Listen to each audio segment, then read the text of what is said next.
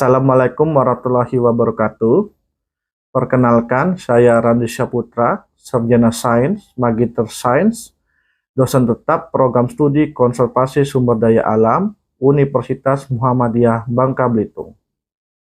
Pada kesempatan ini, saya ingin menyampaikan materi perkuliahan sesuai dengan bidang yang saya ampu pada mata kuliah Dasar-Dasar Konservasi, yaitu tentang konservasi spesies. Mata kuliah ini memiliki bobot 2 SKS dengan jumlah pertemuan sebanyak 16 kali, yaitu 14 kali perkuliahan, 1 kali ujian tengah semester, dan 1 kali ujian akhir semester. Deskripsi mata kuliah Dasar-Dasar Konservasi termasuk dalam bahan kajian Conservation Fundamentals. CPL pada mata kuliah ini adalah mampu menerapkan ilmu konservasi dasar dalam pemecahan masalah. Selanjutnya, CPMK mata kuliah ini adalah mengimplementasikan pengetahuan terkait dasar-dasar konservasi ke dalam permasalahan di bidang konservasi sumber daya alam dan lingkungan. Adapun sub CPMK-nya adalah mampu mengimplementasikan pengetahuan terkait konservasi spesies ke dalam permasalahan di bidang konservasi lingkungan. Dalam pengajaran mata kuliah ini, saya menggunakan acuan metode DIA, yaitu Delivery, Instruction, and Assessment. Pada tahap delivery, saya menyampaikan materi perkuliahan melalui presentasi dengan bantuan slide PowerPoint. Kemudian di tahap instruction, saya melakukan tanya jawab dengan mahasiswa dan juga diskusi kelas. Terakhir, pada tahap assessment, saya memberikan pretest di awal pembelajaran dan post-test di akhir pembelajaran. Bahan ajar yang saya gunakan pada mata kuliah ini yaitu buku ajar yang saya tulis sendiri, yang judulnya Buku Ajar Dasar-Dasar Konservasi. Kemudian saya juga menggunakan sumber jurnal yaitu dari nasional maupun internasional. Berikut ini video pengajaran yang saya lakukan untuk mata kuliah Dasar-Dasar Konservasi dengan materi konservasi spesies. Oke, Assalamualaikum warahmatullahi wabarakatuh. Waalaikumsalam warahmatullahi wabarakatuh. Oke, hari ini kita bertemu lagi ya di mata kuliah Bapak ya terkait dasar-dasar konservasi. Gimana kabar kalian hari ini? Baik, alhamdulillah ya. Kita hari ini akan mempelajari terkait konservasi spesies. Nah, namun sebelumnya kita doa dulu ya. Nah, kepada ketua kelas bisa pimpin doa, silakan. Baiklah, sebelum kita mulai pelajaran kita pada pagi hari ini, sebaiknya kita berdoa. Berdoa di dalam hati dan masing-masing berdoa mulai. Doa selesai. Oke, alhamdulillah. Bapak lihat hari ini masih ada yang belum hadir ya. Ya. Ada 4 saya Bapak lihatnya. Ada Habibi, Luki, Raihan, Fikri, dan Andini. Mungkin mereka ada kegiatan juga ya. Tadi Bapak sudah mereka kontak di mana mereka ada kegiatan BEM ya. Oke, namun sebelum kita memulai perkuliahan, Bapak ingin kita flashback dulu. Flashback terkait pertemuan kita sebelumnya, tuh pertemuan 5, itu masih ada yang ingat? Izin Bapak.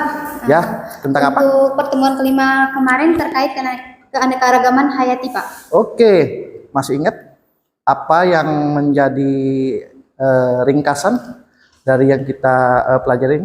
Izin Bapak. Ya. Untuk keanekaragaman hayati adalah ragam kehidupan yang meliputi mikroorganisme, tumbuhan, dan hewan kompleks di bumi. Ya. Keanekaragaman hayati ini vital untuk menjaga keseimbangan ekosistem dan memberikan manfaat langsung bagi manusia, termasuk sebagai sumber pangan, obat-obatan, dan layanan ekosistem yang penting. Oke, good. Bagus, Siti Aminah. Jadi keanekaragaman hayati merupakan suatu keragaman baik dari hewan, ya, tumbuhan, mikro yang ada di muka bumi.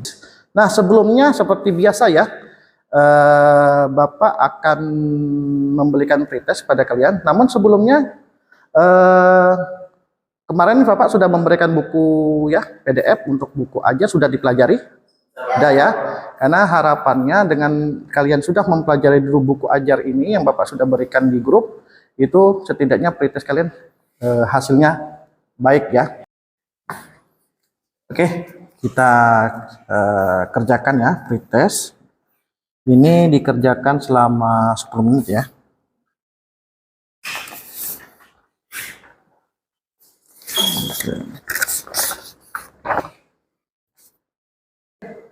Ya, dari hasil pretest kalian, Bapak lihat hasilnya juga cukup memuaskan. Namun harapannya walaupun hasilnya sudah bagus ya, karena kalian sudah mempelajari buku ajar yang Bapak sudah berikan ini, ya harapannya post-test bisa lebih baik lagi ya. Oke, kita lanjut ya ke perkuliahan kita. Pertama, sebelum kita mulai pendahuluan ya, kita akan mempelajari terkait CPMK dan sub CPMK, yang mana sebelumnya memang sudah Bapak berikan ya di RPS di awal perkuliahan kita di pertemuan 1.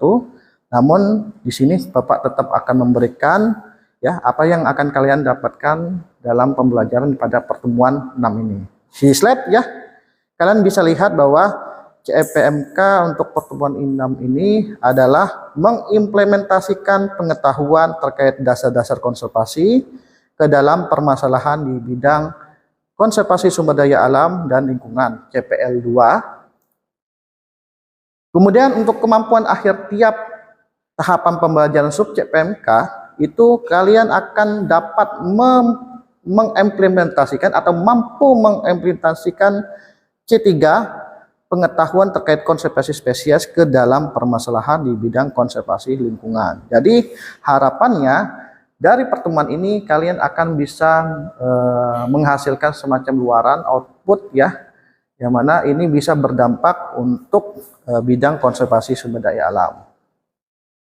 Oke, kita mulai ya pendahuluan. Di slide juga sekalian sudah lihat. Jadi apa itu konservasi spesies? Jadi konservasi spesies merupakan bagaimana upaya kita untuk melindungi spesies dari yang namanya ancaman itu ya.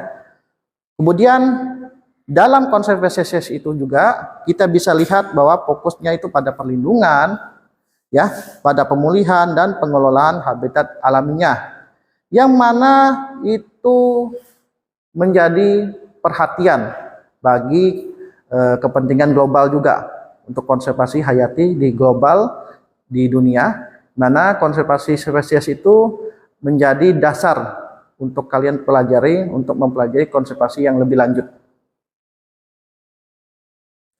Kemudian terkait urgensi konservasi spesies ya, kalian bisa lihat di slide bahwa urgensi konservasi spesies itu ada 3 terkait hilangnya spesies. Kemudian melihat dari nilai ekologisnya, ekonomi, budaya dan ilmiah, dan ancaman utamanya.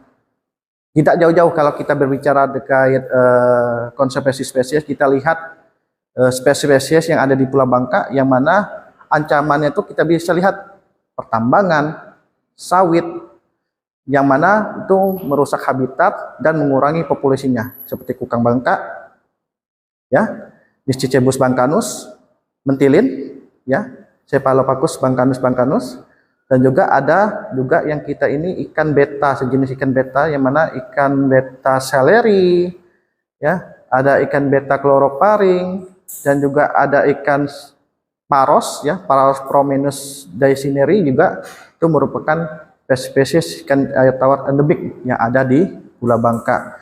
Yang tentu tujuan dari konservasi spesies ini adalah untuk melindungi mereka dari ancaman kepunahan.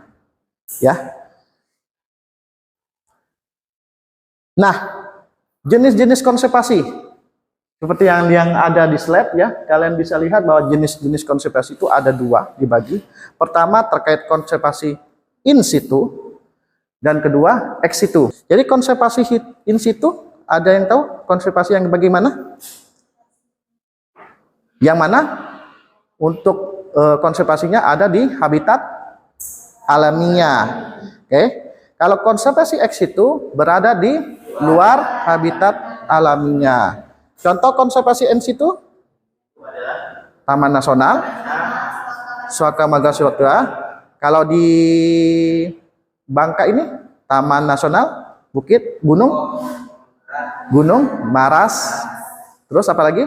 Tahura ada.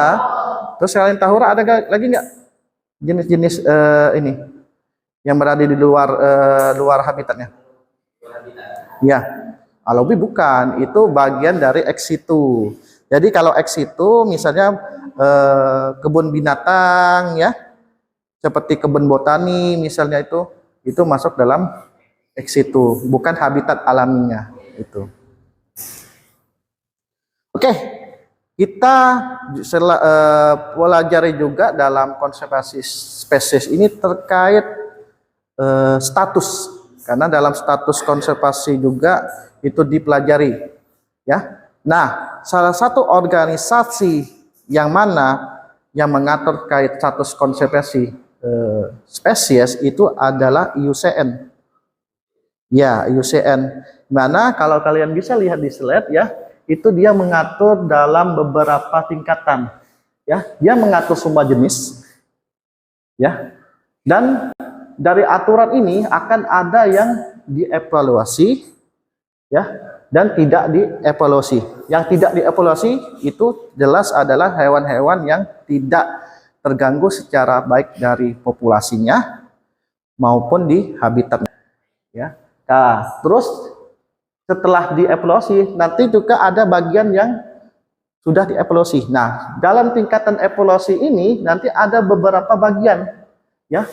Ada yang kurang data dan ada yang cukup data. Kalau yang kurang data akan masuk ke data defisien, kurang data. Ya. Nanti kemudian yang sudah cukup data dibagi lagi. Dibagi lagi menjadi beberapa tingkat. Itu berdasarkan resiko kepunahan. Di mana resiko kepunahan itu ada berbagai tingkatan. Pertama, LC, less concern, resiko rendah. Setelah dianalisis secara direview ya istilah oleh orang-orang yang memang expert, itu bisa masuk ke dalam resiko rendah. Kemudian ada yang mendekati terancam punah. Berarti jikalau misalnya ya salah satu penyebab itu ada perambahan hutan atau misalnya perdagangan atau misalnya perjualbelian itu semakin masif, itu bisa masuk dari near threatened ini mendekati terancam punah, itu bisa masuk ke kategori terancam punah. Nah, kalau sudah masuk ke dalam kategori terancam punah ini bahaya. Nih, ini adalah kategori gimana caranya kalian bisa mengetahui status IUCN dari suatu spesies. Saya Bapak ambil ini burung pecuk ular Asia. Nah, di sini dalam status IUCN dia sudah dalam tahap NT. Nah, selain dari IUCN tadi, ada juga dari kita, dari peraturan pemerintah untuk melindungi satwa. Kalian itu adalah namanya Peraturan Menteri Lingkungan Hidup Kehutanan Republik Indonesia nomor P106 Men LHK Set Jen KLM 2018 ya. Ini mencantumkan semua hewan yang dilindungi atau tidak dilindungi. Nah, ini contoh kasus konservasi ini nama-nama hewan beberapa yang terkena kasus konservasi. Kemudian strategi konservasi spesies ya. Ini ada 5 strategi konservasi spesies yang memungkinkan untuk kita bisa laksanakan, terutama untuk kalian ya, yang para mahasiswa calon-calon konservasionis. Pertama itu terkait penegakan hukum perlindungan satwa. Kemudian pendidikan kesadaran publik, restorasi habitat, penelitian dan pemantauan populasi, dan keterlibatan masyarakat lokal. Kemudian peran lembaga, ya, kebijakan, ya. Tadi Bapak sudah berbicara terkait IUCN Red List, berbicara terkait peraturan perlindungan tumbuhan dan hewan, ya, dari pemerintah. Ini juga ada peran lembaga juga, walaupun masih masuk dalam pemerintahan kita. Pertama, ya, KLHK, BKSDA, LIPI, dan BRIN, di mana masing-masing punya tupoksi yang khusus. Dan juga ada nama CITES, ya.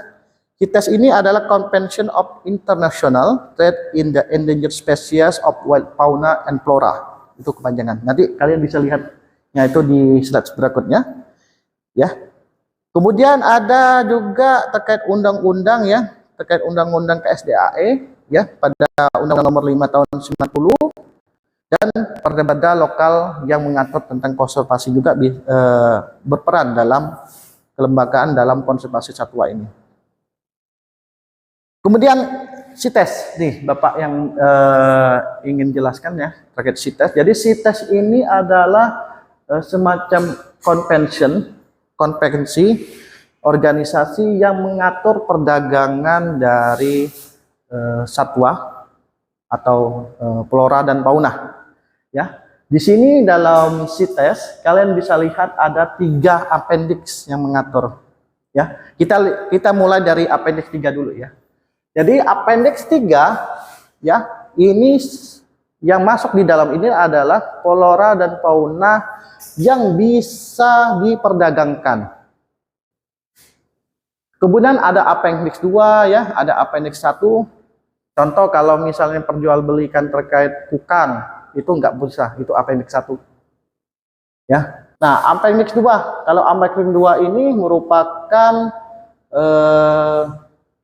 sudah diatur. Sudah diatur. Boleh jual beli tapi harus ada izinnya.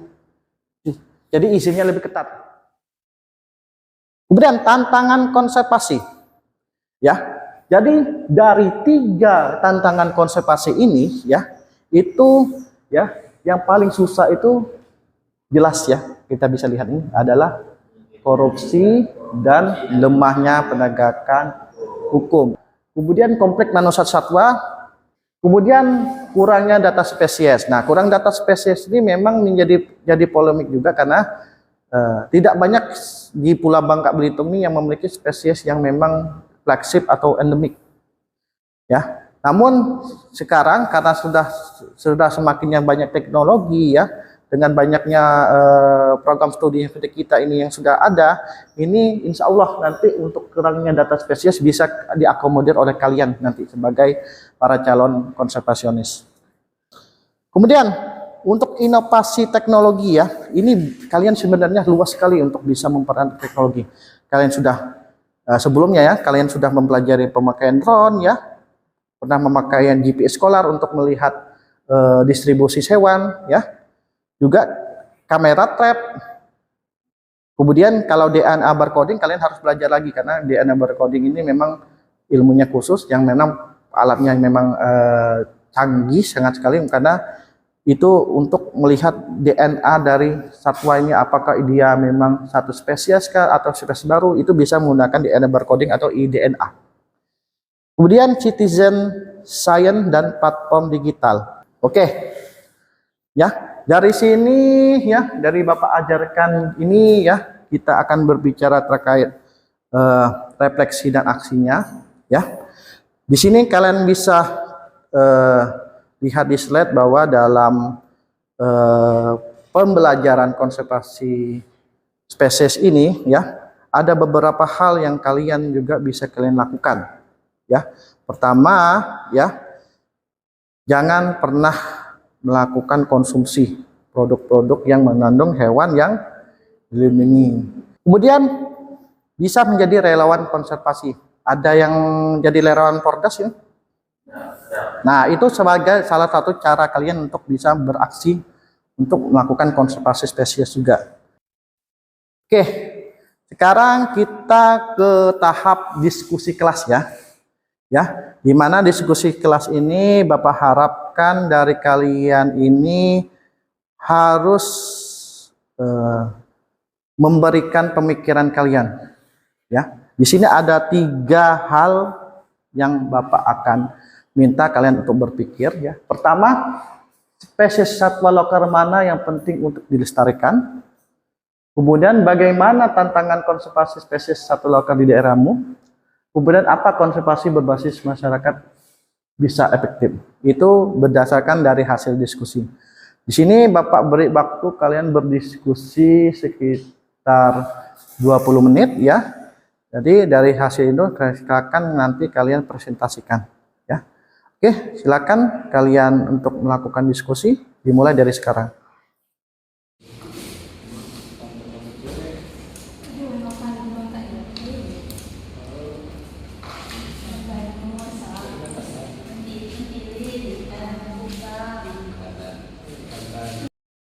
Oke, sudah selesai ya kalian untuk berdiskusi. Sekarang Bapak minta perwakilan untuk kalian untuk menyampaikan hasil diskusi kalian. Bapak minta Saparina ya. Silakan Saparina. Apa? Baik, hasil diskusi yang kami diskusikan yaitu spesies lokal mana yang penting untuk dilestarikan. Yang pertama itu mentilin atau disebut dengan Tarsius bangka, dengan nama latinnya Cephalopagus bangcanus bangcanus, sang pengendali serangga dan indikator ekosistem. Yang kedua, kukang bangka atau disebut dengan beruk semendi, sang primata unik dengan peran penting dalam mitos dan ekologi. Terus yang kedua, bagaimana sih tantangan konservasi spesies satwa lokal di daerahmu? Yang pertama, hilangnya habitat alami akibat alih fungsi hutan menjadi kebun sawit, tambang timah, dan permukiman. Yang kedua, perdagangan dan pemeliharaan ilegal, terutama pada kukang yang sering dijadikan hewan peliharaan. Yang ketiga, kurangnya edukasi dan pemahaman masyarakat tentang pentingnya kedua spesies ini. Terus yang keempat, minimnya data ilmiah terkini tentang distribusi ekologi mentilin dan kukang. Yang terakhir, lemahnya penegakan hukum terhadap perlindungan satwa liar. Terus, yang ketiga, apakah konservasi berbasis masyarakat bisa efektif? Yang pertama, konservasi berbasis masyarakat sangat potensial jika dilakukan secara partisipatif dan kontekstual. Yang kedua, keterlibatan masyarakat lokal sangat penting karena mereka tinggal di sekitar habitat spesies. Yang ketiga, pentingnya lingkungan dan kampanye kesadaran melalui sekolah dan media lokal harus digalakkan. Terus yang keempat, usulan model desa sahabat mentilin dan kukang, program adopsi pohon dan pelatihan ekowisata. Dan yang kelima, kearifan lokal masyarakat Melayu, Seka, Lo, dan suku Lom dapat mendukung pendekatan konservasi sumber daya alam. Oke, Makasih, bagus Pak. Saparina ya, dan juga semua mahasiswa. Jadi di sini kalian sudah menyampaikan aspirasi kalian ya dalam diskusi ini dan memang benar ya. Di sini kurang lebihnya ya itu dari sini kita bisa melihat bahwa konservasi satwa di Pulau Bangka itu ya tidak hanya kita berbicara terkait pelestarian dan perlindungan juga ya. Namun juga kita bisa berbicara terkait di mana dari konservasi satwa ini bisa menjaga kelangsungan ekologis, sosial, dan dalam artian itu gimana terkaitan kebudayaan itu tidak membuat spesies dari satwa maupun flora ini menjadi tergerus ya. Jadi saling berkolaborasi baik dari pelestarian, perlindungan, maupun sosial budaya yang ada di Pulau Bangka. Oke, simpulan ya. Jadi konservasi spesies merupakan hal yang harus kita laksanakan karena itu menjadi dasar kita untuk menyelamatkan satwa dan tumbuhan. Yang mana konservasi spesies adalah cikal bakal kalian nanti ke depan untuk melakukan konservasi yang berkelanjutan. Oke, ya,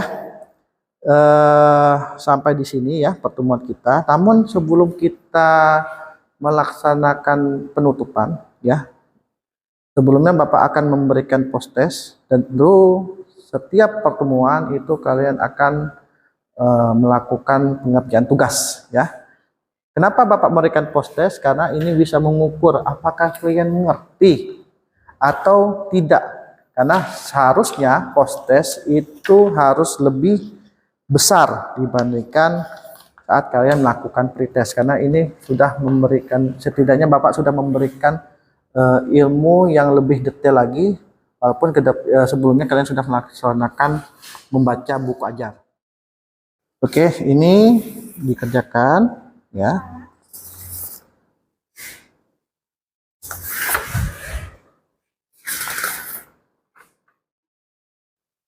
Oke, Bapak sudah periksa ya, dan hasilnya memuaskan ya, jauh memuaskan daripada kalian pretest. Ini menandakan kalian sudah memahami dan mengerti apa yang sudah Bapak pelajari, sudah Bapak berikan pelajarannya ya pada kalian.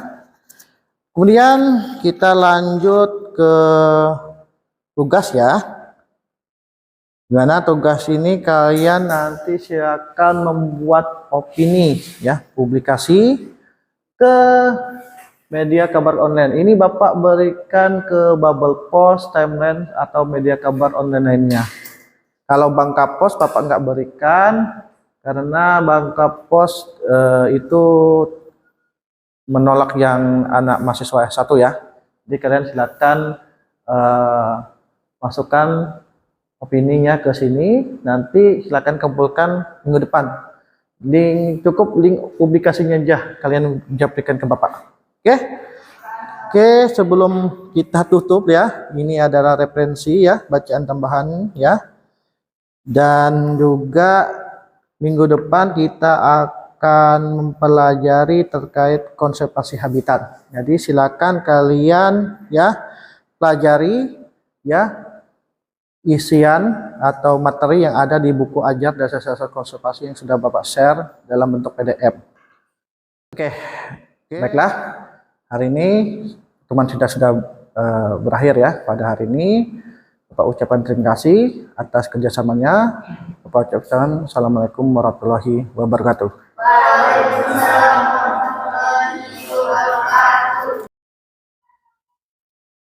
Demikian video pembelajaran saya yang sudah saya lakukan. Saya ucapkan terima kasih. Wassalamualaikum warahmatullahi wabarakatuh.